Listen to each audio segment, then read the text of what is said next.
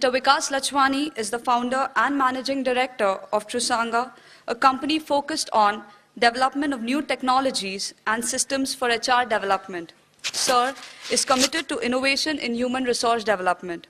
At Trusanga, he has led research and development of intelligent learning aids and advanced assessment systems. Sir has an illustrious academic and professional background. After receiving his bachelor's degree from IIT Kharagpur, Sir received 2 master's degree from the University of Wisconsin-Milwaukee. Thereafter, Sir pursued research at the Lubar School of Business, USA. Sir has provided services to some of the largest companies in the retail domain. Sir's research has also been published in various international business journals. He has also won several awards, including Fitzsimons Scholarship Award, Kaufman Scholarship, Business Advisory Council Award, AFSA Honorary Scholarship Certificate, Chancellor's Fellowship, Graduate School. The podium is all yours. Thank you. Okay, the last interjection. We teach analytics in customer relationship management to the students of marketing, for clarity's sake. Hello. Can you hear me well? Let me try and make it closer. Is it better now? Okay, now frankly speaking, I know that there is a time constraint over here, and for the last some time I was actually worried that, how am I going to finish my presentation, because I would really like to respect your time and finish in time. But thanks to our previous speakers, some of the things that I'm going to talk about have been covered. So I'm going to take off from there. Sir talked about, cognitives and skills, and then our previous speaker talked about predictive analytics and prescriptive analytics. Yeah, that's what I'm going to be talking about. So now that he has already set the stage on predictive analytics and prescriptive analytics, that's where I'm going to take off from, specifically in the arena of human resource development, because that's what Trusanga currently focuses on. Now, before we talk about some of the new innovations and new approaches that are happening in human resource development, and I'm going to be talking a lot more about analytical tools and stuff, let me share a small story. So back in middle 90s, I was sitting in one of such halls, and there was Professor Yashpal talking. Anybody remembers Professor Yashpal? Okay, so eminent scientist with a lot of advisory positions in the government and stuff. So he shared an interesting story. He said, back in 1950s, India had an amazing knowledge about radar system and some of the microwaves and some of these kind of technologies. And then we also had excellent doctors. But somehow we were not the people, we were not the country that developed a very amazing useful device called the ultrasonogram. Why was it so? It was only because doctors never worked with physicists. Had we had a culture of collaborating across fields, then a lot of innovations would have actually come from India. Now that's one story that I've remembered for my life, and somehow that's one thing that we have tried to work through, or at least I have personally tried to work through. So I go to IIT, and while I was a student, got a chance to work with Archaeological Survey of India. So I worked as a consultant to them, and then I was working on remote temples in Bishnupur, right? And then the IIT started teaching us about things like remote sensing and geographic information system. I'm like, wow, if we have the GIS information, if we do angle of repose on soil and stuff on these kind of temples, and we are so sure about the temple geometries and everything, we can find what you call hidden, these treasures that are there. And we finally put up a paper in International Society for Photogrammetry and Remote Sensing. That was back in, I think, 2000, 2001 or something like that. And I don't know whether you read your newspapers clearly or not. Last year, they found some new pyramids in Egypt using these angle of reposes and stuff. Now, I don't know whether they referenced our research or not, but we were trying to do these things back in 2000 and stuff. And now they are still trying to use these technologies to come up with new things. Primarily because we were able to integrate things like architecture, architectural knowledge with things like geographic information system and remote sensing and stuff. Then I go to US, I was trying to study some of the things. One of the things I continued to study was geographic information system. We were supposed to do something. Then they said, you know what, there's a lot of data available in the US, try to do something. I'm like, why not try it and do something on the Indian data? Like, fantastic, if you can find some, go ahead and do it. I try and contact a lot of agencies in India, But unfortunately, back in 2003, there was GIS data in India was very, very rare. And secondly, it was even rarer to get hold of. I mean, it's so tough to get information, and especially I'm talking about, something like, almost like 10 years back. So like, what to do? So, okay, let's try something. Why don't we do something with biometrics? I'm like, what does biometrics have to do with what you call geographic maps and information systems and stuff? Like, let's start doing facial recognition. If you can map a city, you can map my face. So, even if there is a terrorist and, he's in a disguise, can we distinguish him? So we used those things and we developed a facial recognition system. And I bet most of you are using that facial recognition system in softwares like Picasa and some of the other stuff, right? So these are the things that are, the potential was there. And I was also studying things like transportation engineering, and I walk up to the, Lubar School of Business, and then I happen to meet some of my advisors, and I'm like, I want to do customer analytics. Now, back in 2005, obviously, thank you, sir, for talking about customer analytics. I mean, it was not that much in vogue, and, 2005 goes some time back as far as the growth of analytics industry goes and stuff. He's like, what have you been working on? I'm like, I've been working on modal choice. Whether people take personal transit or, they take their own, like public transit or personal transit to work. So I want to work in the choice modeling space. That's how I got into the B school and, started working on customer choice, ended up working as a business consultant in the US with primarily pretty much all the large retailers as clients and stuff, trying to do customer analytics. That's when me and couple of my co-founders, we said, why don't we go back to India and let's do some, let's make some contribution there and let's try to do some innovation, right? So that's what we are trying to do here at Trusanga. And so, each country has its own strength. US has a lot of research. China has a lot of manufacturing. Germany has amazing engineering and fantastic cars and everything. And what do we have? Manpower, right? We have people. We have the human capital. So first thing we did when we started Trusanga was we talked to Gary Becker. Now Gary Becker is a Nobel laureate in economics, and we asked him that, what, can you help us and give us some suggestions as to, do you think this thing has potential? He's like, what, I can tell you that the world needs it.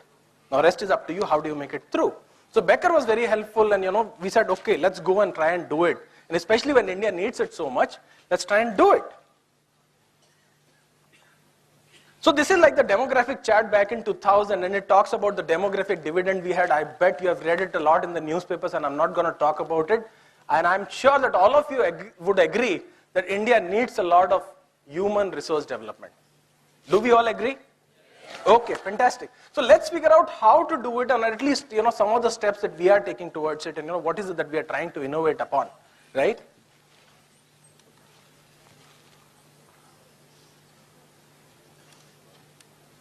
So once upon a time, everything was customized. We had the Gurukul system, and only the king's kids could study over there because the education was so personalized. And thanks to modern innovations and technology and infrastructure, today we have amazing institutes like Balaji, and all of you are here and leveraging so many experts who have come from so many different parts of parts of the world to come and talk to you. So there has to be some innovation required in the HR space so that we can reach the masses, we can reach them more effectively, and we can work on, developing their, personal strengths, right? So our goal was that let's develop some next generation human development aids, but aids that combine technology with the human wisdom. They should not be simply like a mechanical tool or, and sir did mention some of the tools that are required, but in this case, we were working on the same philosophy. We said, let's combine, let's create some tools which involve analytical intelligence along with human wisdom. So, what a human resource, right?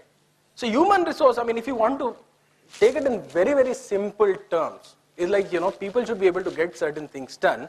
And what are the things that are required over there? Ability. Ability leads to performance, and personality, which leads to fit, right? So people should have the ability to perform certain tasks, and then they should have the personality to fit into particular roles. Sometimes when the personality does not match, even if somebody has the right ability, I mean, that's where you call there is a lack of fit and so on. So this is like a very complex matrix. If you tell me thank you, I'll not go over this slide. Okay, let me go over this slide then. You guys are not fun-loving, right? Or you guys are too tired? Okay, too tired. So basically this talks about the landscape in India for ability development. Now if you look at the ability development requirements, there are individuals who are trying to develop themselves. I bet all of you have gone through at least one competitive exam in your life. Right? So now there is a prerogative for you to develop yourself, for every individual to develop themselves. And then there are organizations, for example, Balaji, they are trying to develop all of you. So there is a certain need for organizational development. And in between, organization for individual, they are trying to put individual emphasis. They are trying to give you, electives and different courses, trying to launch new courses, wherein only certain small section of students have certain preferences. And finally, organization development, individual development, we talked about them. Now, how do you address these? Now, personality assessment is a very, very, very interesting arena. Because if you want to simply analyze somebody's personality, what do?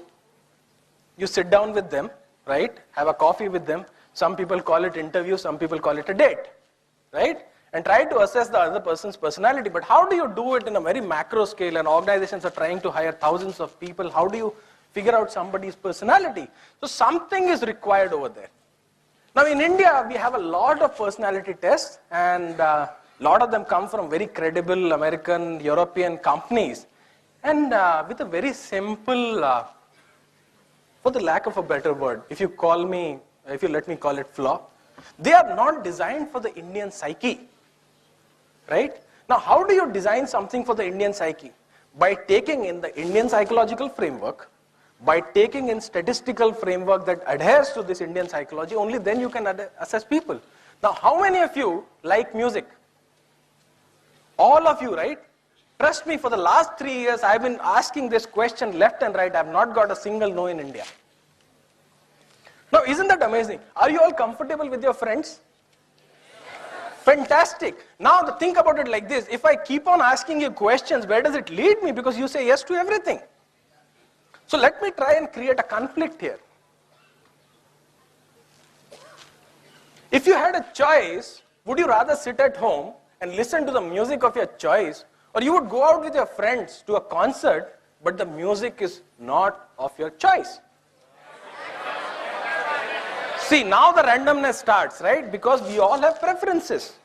We all have preferences. And once that conflict comes in, and you need to make a choice, that's where a little bit about your personality is revealed, a lot more than in the first case. Now think about it like this. To analyze this kind of a situation, that's what I say, that the Indian psyche is a lot more complex than the Western psyche. You need to develop new tools, new systems, new psychological frameworks to assess them. That's where the predictive analytics comes into play. You try to do a lot of modeling, try to model the psychology of people based on certain kind of text. And we'd heard about psychometric tests and a lot of other things. So this is where we are trying to innovate. We are building statistical engines to explore the abilities and the personalities of our Indian workforce, our Indian students, our Indian human capital, right? So that's essentially what is our R&D, that is what our passion is, that is what our focus is.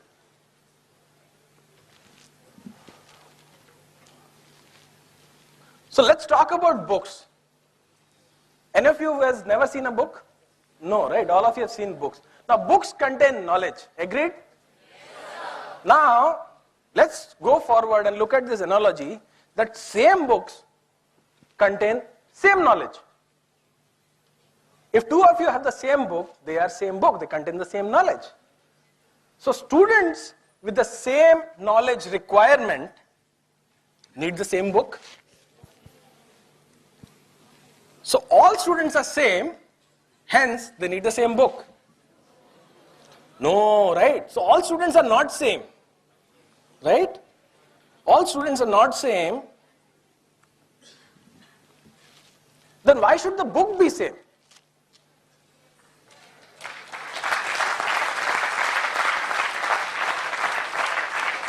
Right? So now there is an interesting challenge here. The challenge, some people say is, we can overcome this challenge with economics. You tell me what you need and we'll publish a book up, specifically for you. But what about tomorrow? Tomorrow my knowledge level has changed. Will you publish a new book for me every day, every 30 seconds, right? It has to be something in real time. So everyone's knowledge requirement is different. Books are stagnant. Now, let's use the things that the world has invented over the last some time. One is computers. Second is analytical intelligence that some of us people, some of us people like us, they've been trying to work on, trying to do some R&D on, and let's go on to the next generation of learning aids, right? We started developing an adaptive learning system. Now, in a very simple way, if you would like to understand an adaptive learning system, there are two of our friends. Both of them want to study something in finance and something in marketing. One of them happens to be a finance champion, the other one happens to be a marketing champion, right? The system should assess their strengths and weaknesses in real time. Give them the curriculum that they should be studying in order to maximize their potential over a given period of time, because obviously we have limited time to achieve certain goals. I know next year all of you who are in second year want to graduate, right? So we have certain goals and time frames, so we want to maximize the knowledge that we want to attain. So now how are we able to do it? We are able to do it primarily from the same analytical engines that we are trying to use to assess people's abilities. You assess people's abilities, then you make predictive models as to what is the next knowledge they should be acquiring, so that within a given time frame they maximize their learning and keep on doing it in real time. So every time you learn something, the content reorganizes itself and gives you a brand new book, right? So this is what we are trying to bring to India. We are trying to bring in smart assessments for ability, smart assessments for personality, assessments that are customized for the Indian psyche. We are trying to bring that analytical intelligence into the human resource development in India, right?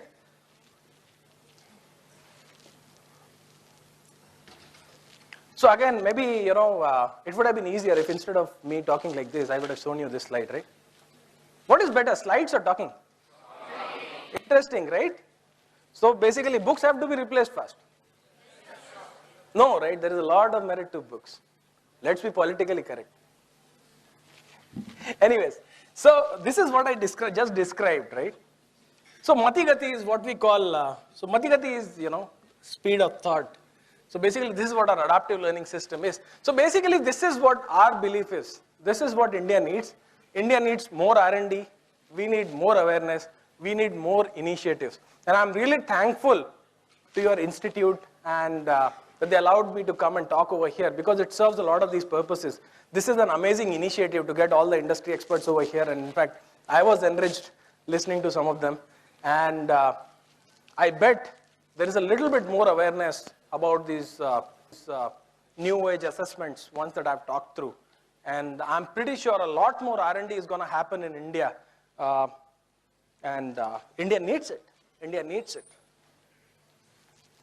So with this, I conclude my presentation.